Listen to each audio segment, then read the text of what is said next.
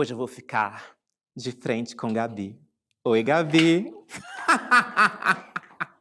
Vem pra cá. Vamos nessa? Vamos nessa. Relax and enjoy it. Minha conversa hoje é com Bruno Rocha da Fonseca. Ops! Eu quis dizer Hugo Gloss. Como é que pode alguém passar de Bruno Rocha da Fonseca para Hugo Gloss? Que escolha foi essa? Foi uma escolha totalmente inesperada. Foi uma grande brincadeira. Foi em meados de 2007, quando tem o advento do Twitter. Na verdade, o advento do Twitter foi em 2009. Eu descobri o Twitter, na verdade, no final de 2006. Eu fiz uma conta pessoal e não era a febre que é hoje, que ainda é, né? Já teve o seu auge, mas hoje se mantém como uma das redes sociais mais importantes da web hoje em dia. E eu comecei a fazer comentários engraçados lá e etc. E na época o Evandro Santo, que é um ator que fazia o Pânico na TV, fez um personagem chamado Christian Pior, que era uma paródia com Christian Dior. E ele era muito engraçado, o humor dele era muito ácido, era uma coisa que eu me identificava bastante, e eu adorava imitar ele no meu trabalho, na minha faculdade. E aí eu falei, vou fazer um Twitter do Christian Pior para os meus amigos, e eu fazia frases específicas para cada um deles, tipo, ai, você, amiga que não lavou o cabelo, tá achando que ninguém tá vendo, coisas assim. Coisas leves. Coisas leves, roupas leves e tênis. E aí o Twitter cresceu, teve um boom. Eu entrei em contato com o Evandro na época, e ele falou, não, imagina, meu nome é Evandro, que tipo, é um personagem, pode fazer. Só que começou a ter confusão das pessoas acharem que as coisas que eu estava falando, ele estava falando. Aí ele entrou no Twitter como @santoevandro, e eu achei por bem trocar o nome, para não criar mais nenhuma confusão. E aí eu fiquei pensando, né? Eu não queria escrever com o meu próprio nome, porque embora eu tenha carreira de jornalista e tenha feito letras, tradução, e na época eu estava fazendo uma pós em Barcelona em Relações Públicas, eu tinha um receio de escrever na internet com o meu nome, porque eu não queria escrever coisas sérias, etc. Eu queria fazer piada, queria comentar reality, comentar novela. Porque você sempre foi assim, você Sim. sempre teve essa vocação para a graça, o humor.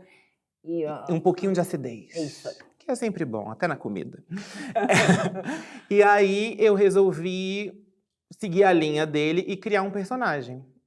E como Christian Pior veio de Christian Dior, eu fiquei pensando vários nomes. Aí nesse eu pensei Donatello Versátil. Bom. Eu pensei Dolce Gabbana. Eu pensei em vários nomes, até que eu cheguei em Hugo Gloss, de Hugo Boss. E aí foi um pseudônimo que eu criei, e eu não tinha nunca na minha vida a ideia de que um dia eu estaria aqui de frente com o Gabi falando como Hugo Gloss. E como aqui eu vou te chamar? Como você quiser. Como normalmente você... Não é possível, você não pode ser tão dividido assim que aceite as pessoas te chamando por um nome que não tem nada a ver com o outro.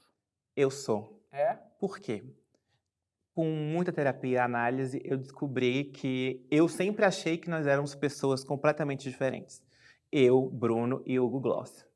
E no meu processo terapêutico de análise, eu entendi que, na verdade, somos a mesma pessoa, somos partes de um todo, entendeu? Então, eu já abraço ele como ele me abraça também. Abraça quem? O Bruno abraça o Hugo e o Hugo abraça o Bruno. Eu queria saber de você como é que é nascer e crescer em Brasília. E vocês foram parar em Brasília por quê? Você e sua família? Sim. Bom, a família da minha mãe, tanto como do meu pai, são dos famosos candangos, né? São as pessoas que vieram de várias partes do país para construir a capital, quando Juscelino decidiu levar a capital do Brasil para o Centro-Oeste. Então, o meu avô, por parte de mãe, veio com 14 filhos, ou acho que talvez um pouco menos, porque outros nasceram já em Brasília. Da Paraíba, no Pau de Arara, para Brasília. Ele veio como pedreiro, começou, depois virou mestre de obras. Seu pai? Não, meu avô. Seu avô? Meu avô. A mesma coisa, meu avô por parte de pai, que também veio, só que da Bahia. Que maravilha. E aí veio com a família, uma família menor, a família da minha mãe é bem maior, e vieram e se estabeleceram em Brasília para a construção da cidade. Então, vários daqueles prédios da Praça dos Três Poderes ali tem um dedinho da família Rocha, do meu avô. Que lindo. E a família se construiu ali. Mas e seus pais se conheceram? Em Brasília. Por acaso? Por acaso, porque foram mais ou menos para a mesma cidade. Tinha um acampamento dos candangos, etc. E depois cada um foi conquistando seu terreno. No caso deles, foi numa cidade satélite, que não é onde é o plano piloto, que é o avião que todo mundo conhece, que se chama Gama. E aí, ali eles se conheceram. Meu pai estava, na época, na aeronáutica. Na aeronáutica, era super galanteador, queria ser jogador de futebol. Minha mãe sempre muito avant-garde, à frente do seu tempo, já usava roupas que ninguém usava, aquariana, querendo ser liberta, etc. E aí se encontraram e começou. Deu no que deu. Quantos filhos? Somos 3. Eu sou o mais novo, tenho uma irmã Fernanda, do meio, meu irmão mais velho, Fábio. Você tem uma carreira, ou você é formado em jornalismo, letras, e agora mesmo falou, você fez pós-graduação, fez mestrado. É verdade, a minha pós-graduação se chama Master, porque eu fiz na Espanha. Equivalentemente aqui pelo MEC, seria uma pós-graduação pela conta da carga horária. Mas fora seria como se fosse um mestrado, mas eu não fiz mestrado. Em Relações Públicas? Em Relações Públicas e Assessoria de Imprensa. E você se considera você tem uma fama, você sabe, conhece sua fama? Não. Sim, conhece. Não, eu tenho várias famas, Gabi. Você tem amigos que acham você uma pessoa encantadora, me parece que você é inteligente, é muito evidente, e lendo o que você pratica, dá para perceber isso também. Agora, fazer relações públicas precisa de uma personalidade interessada em quê? Pessoas. Você é? Muito.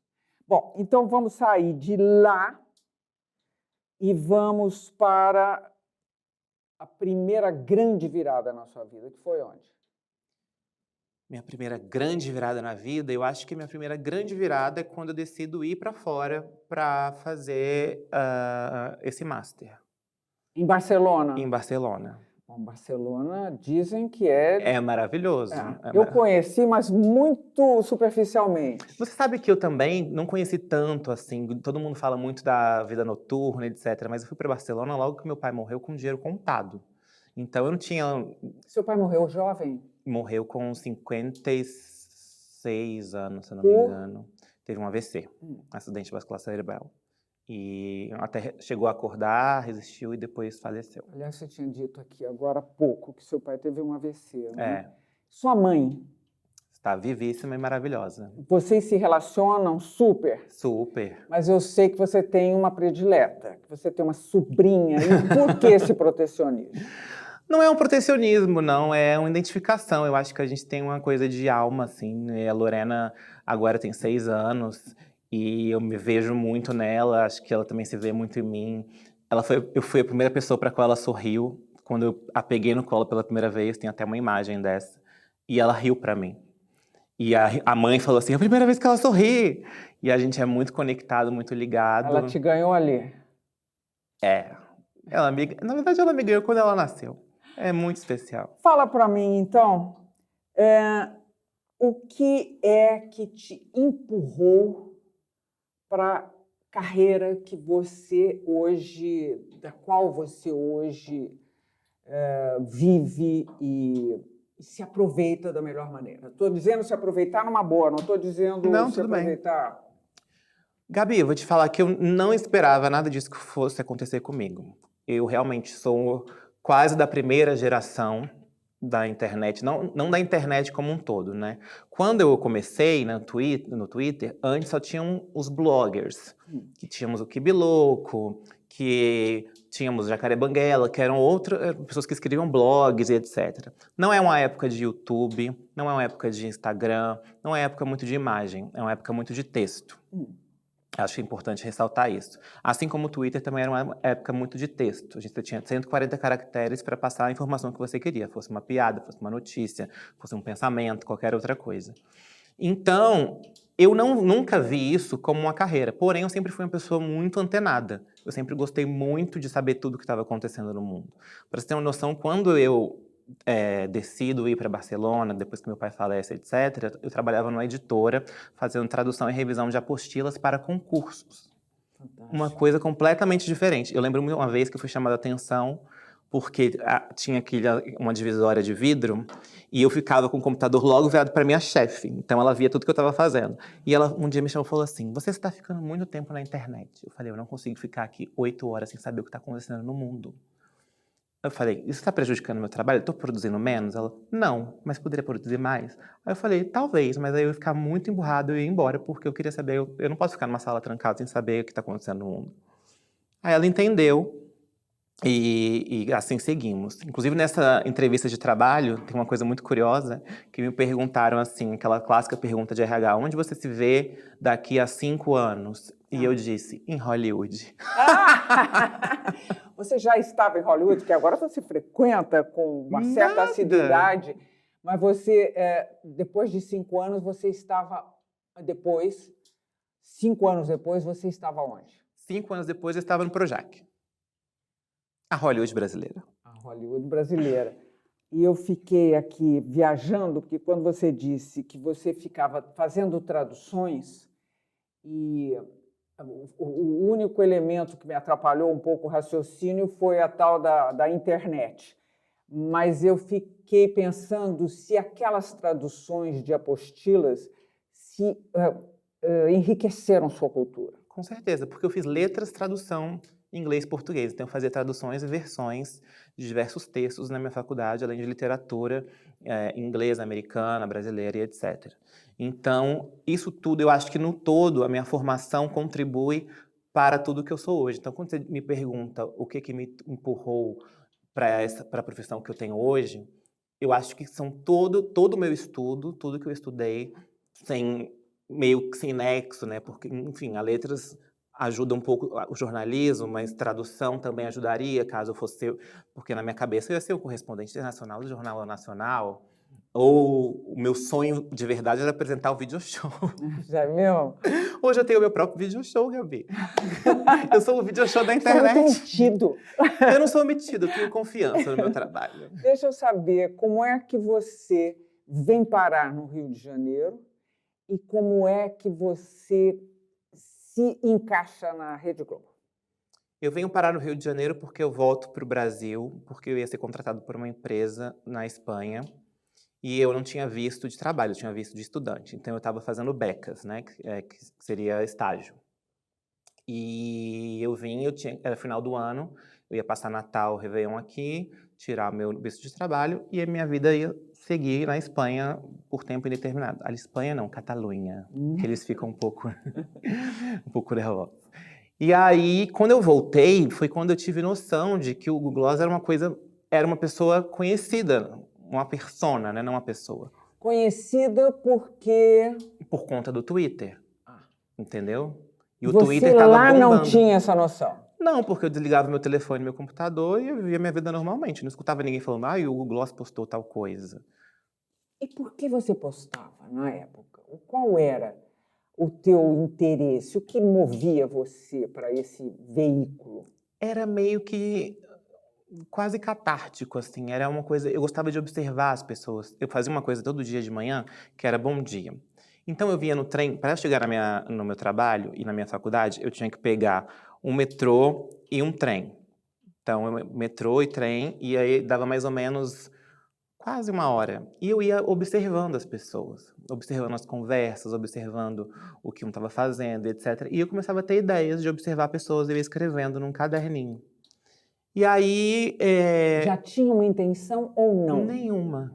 Nem literatura? Não. Não. Foi tudo muito despretensioso, realmente. Hoje, se eu pudesse voltar um tempo, talvez eu fizesse uma coisa talvez mais profissional, etc. Ou talvez isso desse errado também, né? Vai saber. Mas eu fiz tudo muito despretensiosamente, sem imaginar que aquilo fosse tornar alguma coisa. Realmente eu não tinha essa perspectiva, nem sabia que isso poderia ser uma possibilidade. Mas não existe nenhum arrependimento em nada. Não, de forma alguma. Você olha daqui para trás na sua vida e você diz: tô legal, é isso? Sim. Bom, Aí vamos voltar para... Você chegou à Globo. Cheguei à Globo. Como eu cheguei à Globo? Eu comentava muito a televisão brasileira, embora eu estivesse na Espanha. Na época nem tinha streaming, essas coisas assim. Era muito por internet, umas transmissões meio piratas, até que você podia ver de outros países. Eu não tinha, tipo, Globo Internacional, não tinha Record Internacional, nada disso. Então eu via pela internet. E eu comentava em tempo real, reality, novela. E as pessoas da televisão começaram a ver que eram comentários engraçados, pertinentes, as pessoas gostavam, dava engajamento, etc. Então, as personalidades começaram a conhecer o nome Hugo Gloss, a pessoa Hugo Gloss. Então, eu entrei em contato com várias pessoas. E quando eu vim para o Brasil, eu falei que estava no Brasil e muita gente entrou em contato comigo. Então, na época, o Marcos Mion ia fazer o Legendários na Record, ele me chamou para uma reunião em São Paulo, onde eu estava na casa do meu irmão, que mora lá. Eu tive reunião com o Gugu, com o Homero Salles, que era o diretor dele na Record na época. Tinha a intenção de ter reunião no Pânico. Só que eu sempre fui muito fã do Caldeirão e do Luciano Huck, há muito tempo. Sempre assisti o programa religiosamente, comentava, o Luciano gostava dos meus comentários, ele me mandava mensagem direta dizendo que gostava muito, se eu tinha alguma formação, etc, etc. E eu sempre fui muito fã do Caldeirão. E quando eu estava no Brasil, eu mandei uma mensagem e falei: tô no Brasil, eu gostaria de conhecer o seu estúdio. Ele falou, claro, pediu para a secretária dele me ligar e acertamos que eu iria ao Projac. Chegando lá, ele me convidou para ser júri do Musa do Carnaval, que era um concurso que tinha para escolher a grande musa do Carnaval de São Paulo e do Rio. E eu falei que eu não queria. Todo mundo ficou muito surpreso. Eu falei assim, eu realmente não tinha noção, não tinha vontade de aparecer. Eu queria estar naquele universo. Eu queria andar naquele carrinho de golfe que eu via no video show. Entendeu? Sei. Eu queria estar naquela Disney que a gente imagina que é o Projac. E aí, todo mundo achou um pouco estranho, mas eu continuei indo. Fiquei hospedado na casa da assistente de palco dele, inclusive, que era a Dani Balanin. E eu fiquei indo porque no final do ano eles gravavam os programas de janeiro. Então era uma frente de estúdios muito grande. E eu fiquei indo e eu comecei a conversar com os diretores. E o ano era o final de 2009. No começo de 2010, o Caldeirão completava 10 anos. E por acaso, havia uma vaga de redação para o redator dos 10 anos do Caldeirão. E eu tenho uma memória muito boa. E conversando com o diretor-geral, que era o Rodrigo Sebrián na época, Você começou a dar aula... Quase. Sobre o programa. Nossa, mas tal quadro, você lembra de tal quadro? Podia voltar, podia fazer muito... E eu nem sabia que era 10 anos que ia acontecer. E ele falou assim, alguma coisa está me dizendo que é você a pessoa para isso. Mas é uma aposta, pode ser que dê certo, pode ser que dê errado. Você topa? Eu falei, topo. Eu teria que vir morar no Rio. Minha mala tá pronta. E aí começou tudo. Você se arrepende de alguma coisa? Não estou falando desse princípio, estou falando do seu percurso até aqui. Você tem algum arrependimento? Algo que você teria feito diferente? Olha, acho que não, porque eu acho que a gente vai aprendendo. Acho que se eu viesse com uma cartilha pronta, eu não teria aprendido muita coisa desse meio, que é um meio muito difícil de sobreviver e de estar entre tantas pessoas, né? Por quê? Porque a gente lida com muito ego, com muita gente tentando puxar o tapete da outra. E uma amiga nossa em comum, que já faleceu, chamada Alicinha Cavalcante, Nossa, querida, um dia disse para mim o seguinte: o segredo para se manter nesse mundo é você ser a Suíça, território neutro. E eu peguei essa frase de Alicinha para mim. E veio. E veio. Mas você continua esse território neutro? Eu faço o possível. Bom, então agora vamos lá para frente. Consta que você foi convidado a participar do BBB. Foi como morador ou para fazer cobertura jornalística? Isso foi, eu estava em Barcelona ainda. Ainda? Ainda. Nessa época o Boninho ainda gostava de mim. Porque não gosta mais hoje? E com toda razão ou não? Não, acho que não tem razão nenhuma. Não? Então me conta por quê que ele não Calma, tem deixa razão. vamos por partes. Deixa eu contar primeiro do Big Brother. Ok. Era final de 2009, foi um pouco antes de eu voltar para o Brasil. Ia ter a edição de 2010. Eu não fui convidado para entrar na casa direto, eu fui convidado para a cadeira elétrica, que é a famosa entrevista. Então eu pularia aquele processo seletivo todo e teria conversa com a produção para ver se eu entraria ou não. Me ligaram, eu estava na Espanha ainda. Inclusive, a pessoa que me ligou, que foi o Leonardo Fiorito, depois trabalhou comigo no Caldeirão, anos depois. Ele falou para mim, eu que te liguei em Barcelona. Eu lembro de receber a ligação, o Boninho me mandou uma mensagem e falou, quero te convidar para a cadeira elétrica do Big Brother, vou entrar em contato com você, passa o telefone. Eu passei e entraram, e eu fiquei apavorado. Por quê? Muita exposição. Bom, à vontade, vai lá, mas...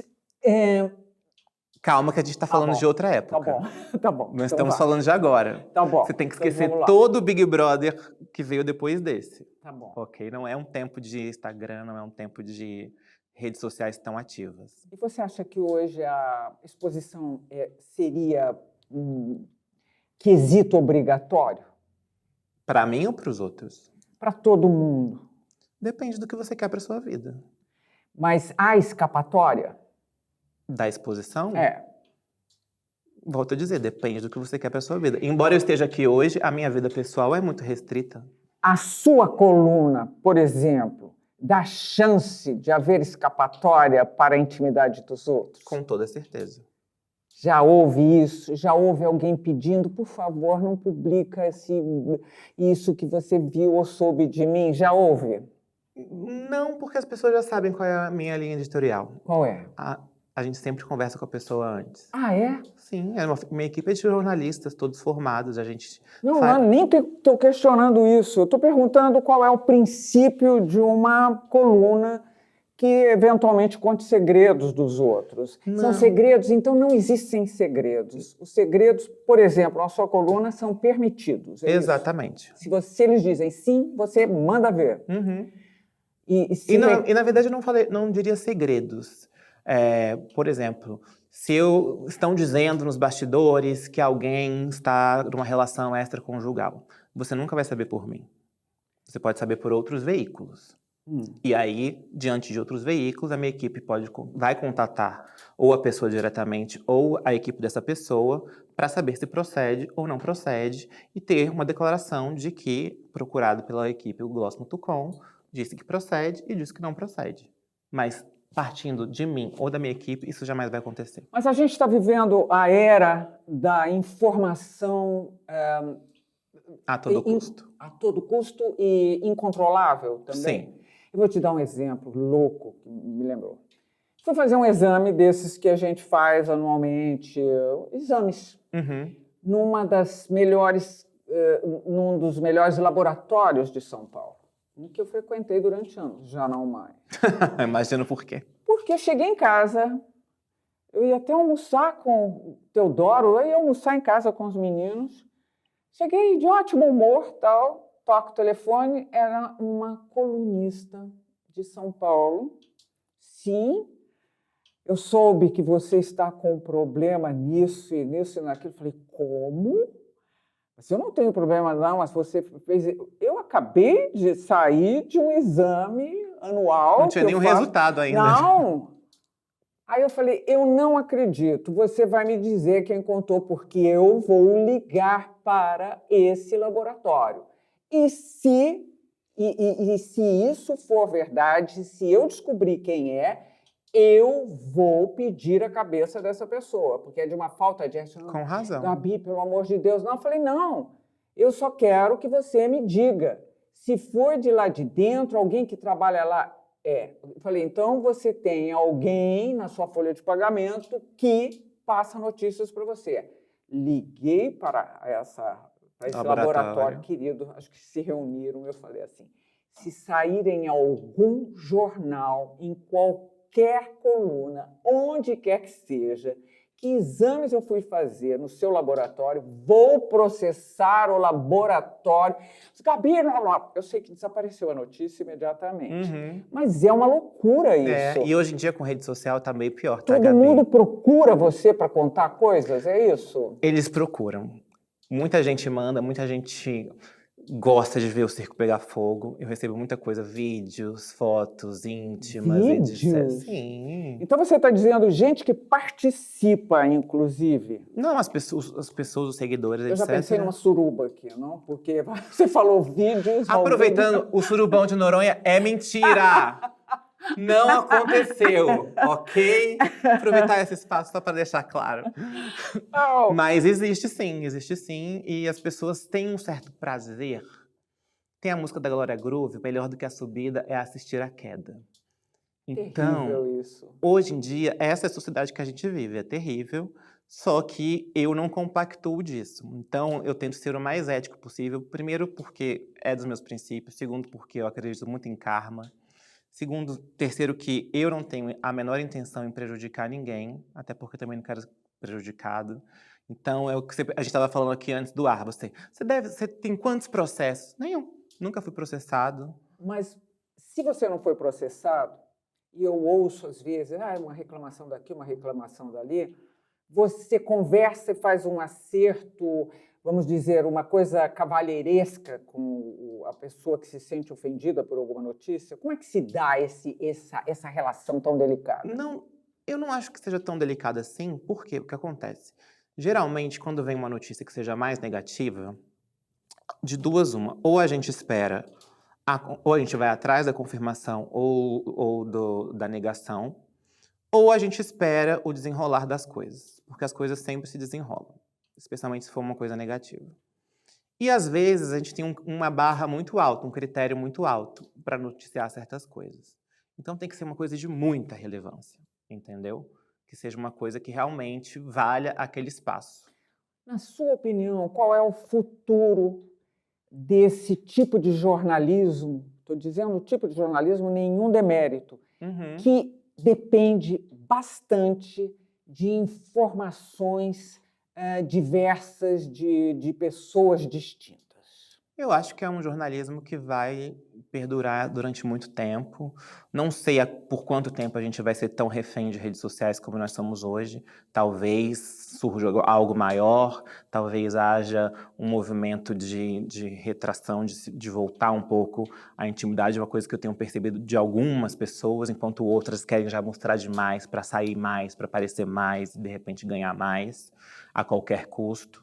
Então, acho que existem pessoas e pessoas, mas eu acho que é um jornalismo que sempre existiu, sempre vai existir, porque as pessoas têm curiosidade sobre a vida dos outros. Principalmente das pessoas que são famosas, que estão... antes eram na TV, no cinema, hoje estão na TV, no cinema, na tela do seu celular, que vão expondo a vida, é quase um reality show. Então, eu acho que essa cultura aí, eu gosto de chamar de cultura Kardashian, é algo que ainda vai muito, as pessoas querem muito aparecer eu acho que elas pensam muito no bônus da fama e pouco no ônus. E é muita gente fazendo muita coisa e às vezes fala sem pensar, depois volta chorando com a blusa branca e fala: "Ai, quem me conhece sabe que eu não sou assim, eu não quis dizer isso". Uma pergunta delicada. Você é amigo das pessoas que você noticia? Algumas sim, não todas. Dessas você só fala bem? Não. Não? Não. Fala mal também? Eu não falo mal de ninguém, eu dou notícia. Não é falar mal. Você deve ter um time hoje, porque Sim. hoje você é um gigante do meio, certo? Obrigado. Você não depende mais de canal nenhum de televisão. Não. Você tem quantos funcionários? Redatores? Nossa, eu não sei. Conte aí você. Ai, no total, eu não sei, acho que uns 25, 30. Eu achei até que fosse mais. Poderia, deveria, inclusive. Porque é muito trabalho. Sim. Você põe a mão na massa ou não? Hoje você se distanciou e supervisiona e existem limites que você não ultrapassa? E me diga quais. Limites que eu não ultrapasso. Coisas que podem ofender a moral das pessoas. Por exemplo? Por exemplo, difamações, entendeu? Às vezes existem brigas que vão para a internet e aí as pessoas estão brigando e uma começa a ofender a outra, etc, etc. Aquilo vira um ninho que, se você deixar ele crescer, ele toma conta de você e depois você vai ser processado por um lado e pelo outro. Então, a linha editorial tem que ser muito clara. A gente tem que trabalhar com fatos. A gente não pode trabalhar com hipóteses ou boatos ou rumores, entendeu? Então, o primeiro princípio é esse, de que a gente trabalha com fatos, coisas que aconteceram, que podem ser comprovadas, etc. Segundo, a gente sempre procura as partes envolvidas. Sempre. E aí? E aí, a gente vai ter o posicionamento deles. Mas o que você faz? Você diz, olha, estou avisando que tenho. Não, eu não estou avisando que tenho. É o seguinte, a notícia geralmente sai em algum lugar, ou etc., ou chega até nós, recebemos a notícia, não sei o quê. Não. Tem gente que às vezes fala assim, olha, prefiro, se você puder, que não fale sobre isso. Vai fazer alguma diferença para mim? Não vai. Então, se você prefere que eu não fale sobre isso, eu não tenho por que falar. Você tem inimigos? Não que eu saiba. Ah, mentiroso! Juro por Deus. Não acredito. Bom, Não, tem gente que se ofendeu. Eu imaginei que fosse mais comum isso acontecer com você, já que você tem esse... Mas é que eu trabalho, Gabi, com entretenimento. Não estou só focado na vida das pessoas. Eu entrevisto a Meryl Streep, a Lady Gaga, o Leonardo DiCaprio, o Tom Cruise, etc. É outro tipo de jornalismo. Eu trabalho com entretenimento. Aliás, foi bom você tocar nesse assunto. Eu te acompanho, eu acompanho quando você faz o Tapete Vermelho, eu adoro. Acho que você e Carolina fazem uma boa parceria e acho você muito desenvolto, muito muito sabendo de tudo. E é muito bom ouvir uma entrevista sua com alguém, porque eu vejo a disponibilidade das pessoas. Agora, lá nos Estados Unidos, existe um distanciamento brutal desses grandes astros que você entrevistou ou que você entrevista na passarela e depois, quer dizer, eles têm uma vida bastante fechada, uma roda de amigos e ponto. No Brasil não é assim, é? Não, é um pouco diferente. Há uma certa promiscuidade. Não, Isso é não um termo um pouco pesado. Promiscuidade no melhor sentido. Eu também não sei se é melhor. Há uma promiscuidade entre quem noticia e quem faz a notícia, digamos. Eu acho que existem casos e casos. Existem? Existem casos e casos. Acho que varia muito do tipo de pessoa, do tipo de artista, o que quer que seja noticiado ou não, entendeu? Por exemplo, eu não dou notícia de que fulano comprou uma joia de 20 mil reais, 1,5 milhão. Eu não acho que isso é notícia. Eu acho que isso não é noticiável. Eu acho que isso nem deveria ser falado. Então, são critérios, como eu falei. Então, eu acho que talvez sim, eu não sei se a palavra seria promiscuidade, mas eu acho que existe muito interesse. Acho que é uma relação de troca muito grande aqui no Brasil, maior do que lá fora, no sentido de eu vou te dar isso e você me dá aquilo, entendeu? Eu vou te dar essa exclusiva e você me dá quando eu for fazer tal coisa. E também acho que existe muita chantagem. Chantagem? Claro. Me conte. Do tipo, nunca aconteceu comigo, mas eu sei de histórias da pessoa falar, eu tô sabendo isso aqui sobre você. Gabi, eu tô sabendo que você tá namorando com fulano. E aí você fala assim, poxa, não queria que saísse isso. Aí a pessoa fala pra você, tá, então eu vou falar o quê? Dá alguma coisa melhor. Aí você fala, fulano tá num relacionamento a 3. Você entrega alguém. Exatamente. Eu tô vendo, vocês não têm ideia do tamanho do pé dele. Vocês não sabem o tamanho do pé. É que você não me viu pelado, Gabi. Não! Por favor! Me dê essa satisfação, esse prazer. Daqui a pouco no camarim. Você é um cara muito muito mais alto do que eu imaginava. Eu me lembro de você lá mais para o começo, anos atrás.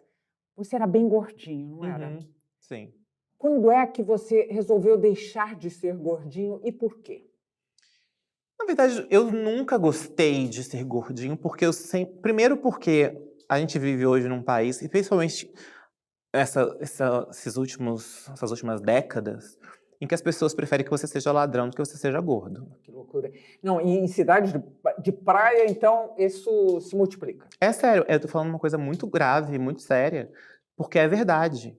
Você pode ser tudo, mas se Menos. você for menos gordo, é inadmissível. Você acha que nesse momento, nesse exato histórico momento, continua isso? Porque hoje vejo as pessoas carregando o corpo que quiserem com mais naturalidade. Ou estão numa luta interna? Estão numa... Assim, eu acho que existe um movimento body positive, das pessoas se aceitarem, mas ao mesmo tempo eu acho que existe uma certa hipocrisia, porque as pessoas falam isso e todo mundo bate palma pra isso, mas quando tá na praia ri do gordinho, ri da gordinha de biquíni.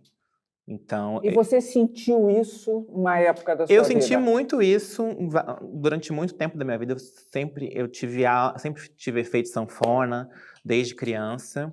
E teve uma hora em que eu tava com muita ansiedade, tava com compulsão alimentar. E eu falei, eu preciso fazer alguma coisa com isso, porque eu não tava me sentindo bem comigo mesmo. Então, eu procurei tratamentos, tomei remédio, fiz tudo que eu podia fazer para tentar chegar aí. Hoje eu também não tô no meu peso ideal, mas eu consigo manter com exercícios, rotina, Eu achei que você etc. está ótimo. Ah, E obrigado. uma coisa surpreendente é que você é altíssimo. Eu não imaginava você uma pessoa tão alta. Eu tenho Quanto você mede? 1,89. Nossa, 1,90 m. Vamos dar um centímetro para Com ele. esse 1,90 m. sapato aqui, 1,90, certeza. Mais que 1,90 m. É. Isso tem muito mais que 1 centímetro, maluco. Dei uns quase 5 aqui. Será? Eu vou usar Bom, mais, então. E aí me fala de você e esse seu processo de lá para cá. Uhum. E como é que é o processo de se perceber adquirindo um poder sobre os outros? Porque você detém isso. Você acha? Acho, você também deve achar, ou não? Eu não tenho muita noção. Você vai ao analista? 2 vezes por semana. Conversa com ele sobre isso? Sim. Então, e ele acha o quê? Então, ele achou que, Ela. olha aqui, diga para mim. Ela. Na verdade, assim, a minha análise não é muito sobre o meu trabalho, é muito mais sobre mim e como eu me porto em relação a ele, entendeu? Eu tenho muito pé no chão em relação a isso. E você fala de poder sobre os outros, aí eu volto lá atrás quando eu te falo que eu não tenho interesse em fazer mal a ninguém. Porque eu acredito muito em karma e eu acredito muito que as coisas voltam pra gente. Então... Mas isso evita toda e qualquer situação com você? Não, óbvio que não. Muitas vezes você fala uma coisa de um jeito que as pessoas não gostam. Mas isso a gente tá passível disso sendo jornalista ou não. Você pode fazer um comentário que as pessoas não gostem. E eu trabalho muito com humor e um humor ácido que muita gente não entende. Então eu tenho que lidar com as consequências disso. Voltemos a você. Você é um cara imenso, você é altíssimo, uma surpresa. Você é casado? Não. Namora? Não. Não? Não. Nenhuma hesitação. Você já esteve nessa situação? Já. Já? E por que não? Porque você é super ocupado ou... Não, deu certo durante muito tempo, depois parou de dar. Você ficou um tempão com alguém? Sim, quase 5 anos. Eu fui praticamente casado. E é um interesse que você tem em Sim. fazer, em repetir essa situação? Sim, eu quero constituir família, quero ser pai. Você tem uma vida social muito agitada? Não, porque meu trabalho já tem uma vida social muito agitada. Então eu sou uma pessoa mais caseira, fico mais... Na sua casa? É. Você não se relaciona com os seus noticiados? Alguns. Não todos, mas alguns. Bom, você chegou ao que... Você está rico? Sim. Sim. Dá para ver. Olha a cara, olha a cara. Você não imagina o sorriso que você fez.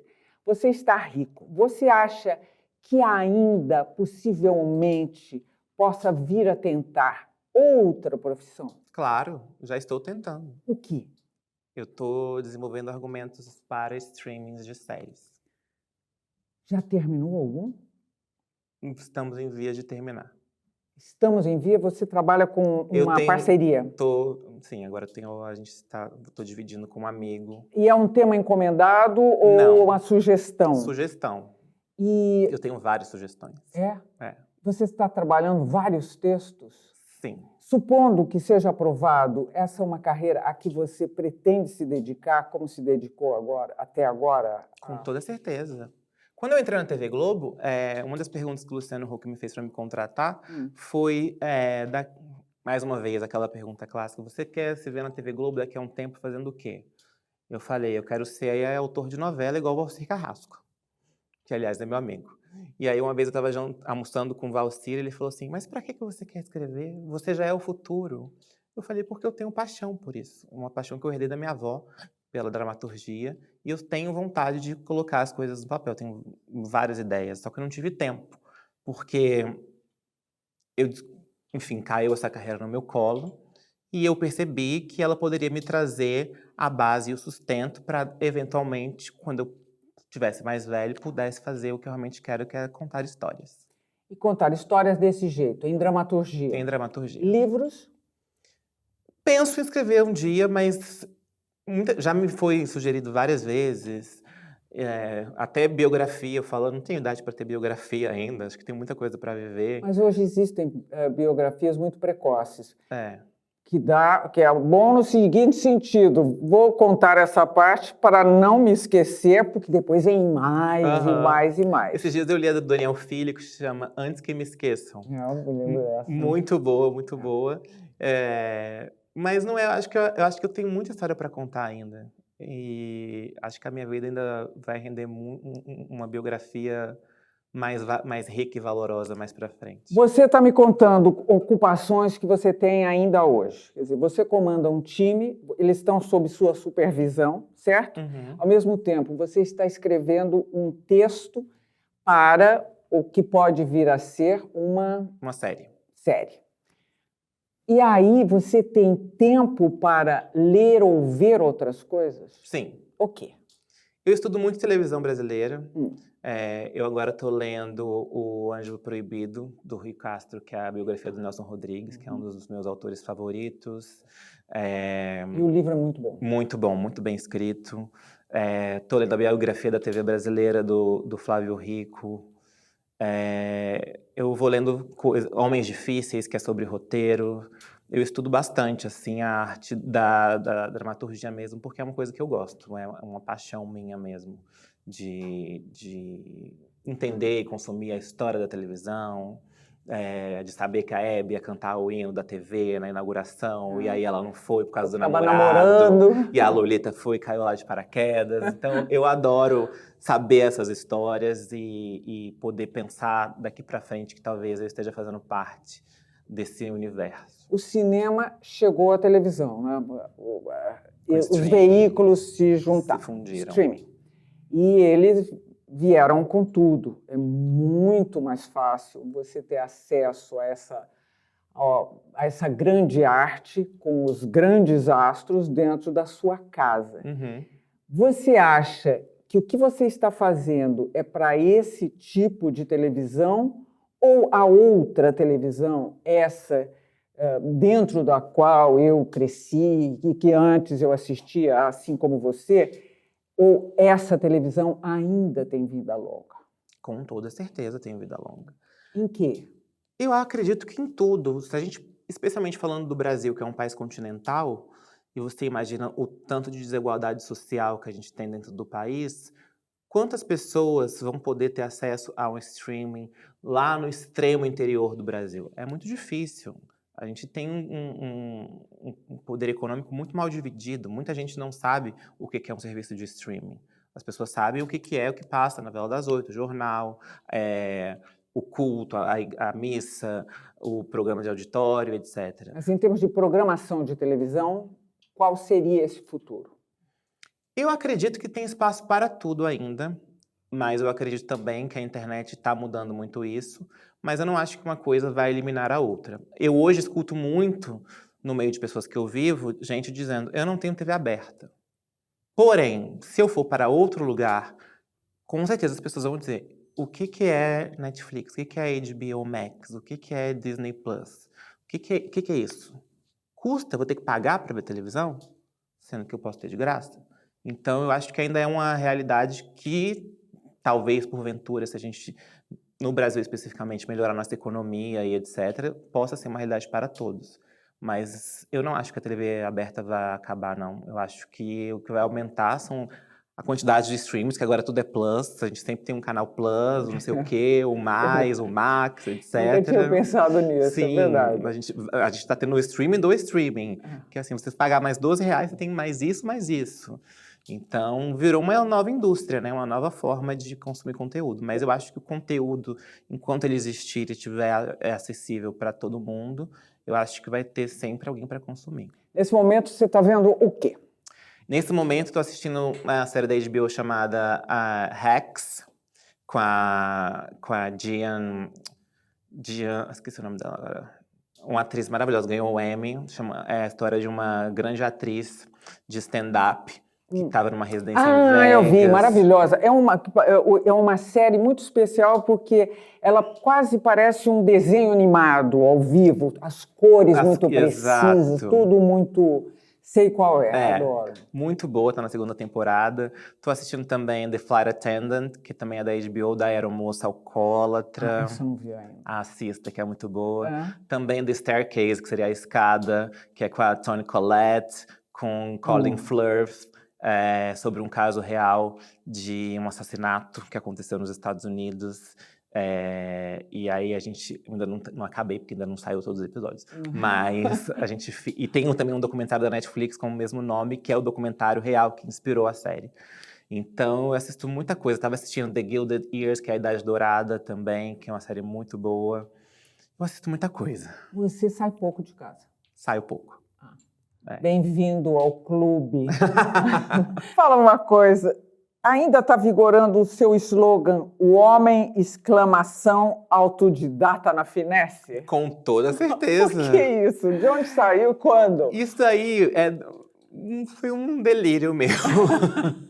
Porque eu não fui criado na finesse, né? E, em teoria, o Google Glass é uma pessoa muito chique, que frequenta os melhores ambientes, tá com os seus melhores cremes, etc, etc. Isso foi logo no começo. Muitas marcas. Muitas marcas, etc. Mas é uma coisa lá do começo, do início, assim, uma grande piada com tudo isso. Mas eu adorei. E saiu de onde esse delírio? Porque é uma delícia. O homem, exclamação, autodidata. Porque no começo eu escrevia uns textos que eram como se fosse a origem do Gloss, né? Que ele tinha sido filho de uma empregada, era realmente um personagem, filho de uma empregada que tinha sido pego pela patroa e ela ensinava pra ele tudo da finesse, etc. Entendeu? Era um surto, assim, era uma dramaturgia, na verdade. Eu não sabia que isso ia acabar virando a minha persona. Então, era uma piada em cima disso, dessa história, desse personagem louco que eu tinha criado. Eu acho uma delícia rir de si mesmo. Você ri de si mesmo? Eu chorei agora de rir dessa história. Bastante. Eu adoro essa frase. Bastante. Eu nem lembrava disso. Foi uma época engraçada. O que você tem em si mesmo que mais o diverte? Que eu tenho em mim mesmo que mais me diverte? Eu acho que o meu humor. Eu acho que eu penso coisas muito loucas que eu fico rindo de mim mesmo. E eu falo, nossa, como é que eu tô pensando isso? Mas você é malvado com quem? Comigo mesmo. Muito? Muito. Ao mesmo tempo? Sim. Sim, eu me cobro demais. Você é um cara família ainda hoje ou já ficou? A sua família continua em Brasília? Continua. Você vai lá com frequência? Vou. Vou o máximo que eu posso. Quando você vai, você está buscando o quê? Acolhimento. É isso? É isso. Aqui você vive muito isolado? Sim. Mas é uma escolha? Eu fico bem na minha própria companhia, assim. Às vezes também acho que despende muita energia você tá no meio de muita gente, assim, que não sejam pessoas próximas, etc, para você poder relaxar e ter momentos bons, assim. Então, eu gosto muito de carnaval. No carnaval eu me jogo bastante, mas fora carnaval... Não acredito. Você dança? Já entrou na avenida? Opa, já, com certeza. Adoro. Você tem samba no pé? De Brasília para o samba no pé no Rio? Tem o funk, axé. Só não tenho muito de forró, porque eu não aprendi, mas em breve, aguardo. Olha, eu ouvi dizer que drogas, você não gosta nem que passem perto de você. Sim, é verdade? É verdade. Você tem alguma experiência, algum bode que você teve por perto que te levou a esse horror ou não? Olha, quando eu estava no primeiro ano do ensino médio, eu tive um amigo que se suicidou por uso de drogas. Ah. E isso me impactou muito. Eu acho que eu devia ter 15 anos. Então eu tenho aversão, assim, eu não. Eu tive, óbvio, a experiência de tentar tragar cigarro, foi a pior coisa do mundo, não chego Tragar perto. cigarro comum, você tá Cigarro dizendo? comum, Que é. é droga e que Eu não ninguém fala. consegui e eu desisti, achei péssimo. Falei, como é que as pessoas gostam disso? Então eu não gosto realmente de. Mas você vive em sociedade. Sim. E há essa euforia desde sempre e cada vez mais problemática, vamos dizer. E aí, como é que você se defende dessa? Eu acho que eu não preciso me defender, eu só não preciso participar. Não, estou dizendo, mas não desse incômodo, desse desconforto. Eu não tenho desconforto das pessoas, eu tenho desconforto comigo, eu não julgo quem está fazendo. Cada um sabe o que é melhor para si. Não é algo que eu queira para mim, entendeu? Não é algo que se encaixe na minha vida, na minha vivência. Mas, ao mesmo tempo, eu acho que cada um faz sua escolha e tá tudo certo. Você é deslumbrado por alguém? Sim. Quem? Beyoncé. É demais, aquela mulher, aquele especial dela é um espanto. Você fala assim, meu Deus, de onde saiu? Porque ela chega a ser melhor do que aquele marido campeão dela. Com toda. Bom, pra mim, né? No meu gosto, eu acho ela assim a diva máxima, uma grande inspiração. E eu sou apaixonado por ela, nossa. O que ainda te inquieta e te instiga? O que me inquieta e o que me instiga? Acho que pessoas. Acho que as pessoas são sempre o melhor material para a gente trabalhar. Acho que você encontrar uma pessoa que te instiga, que te faz querer descobrir mais sobre ela. O que está por trás desses olhos azuis de Marília Gabriela? Já achou ou não? Conte para mim, porque eu tô querendo saber há anos. Não sei, acho que tem aí uma grande leoa. Eu tenho meus momentos. Que mais? Você podia ler cartas. Pai Gloss está vendo aqui agora. Vamos para um bate-bola, jogo rápido? Ai, o meu sonho, vamos. Vamos lá? Vamos. Eu não suporto. Mentira. Eu adoro. Dinheiro. Eu não respeito. Eu não respeito. Ai, eu não respeito muita coisa. Cite uma, pelo menos. Calma. Eu não respeito falsidade. Tenho profundo respeito por... Quem é honesto.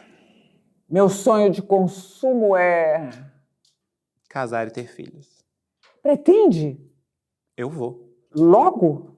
Não sei, ainda não tem marido. Bom, aproveita, porque de repente já tem... Você que tá aí, quer ter uma família, tem mais de 30 anos, um emprego estável, manda uma DM.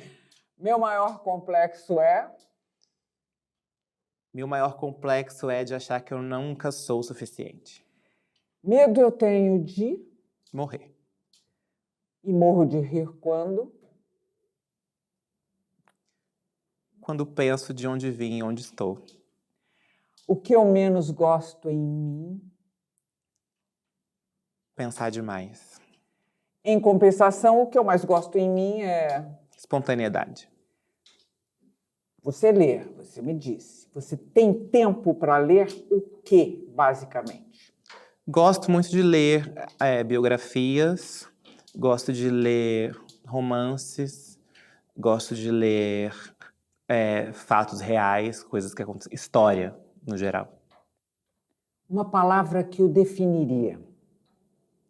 Autêntico. Acabou.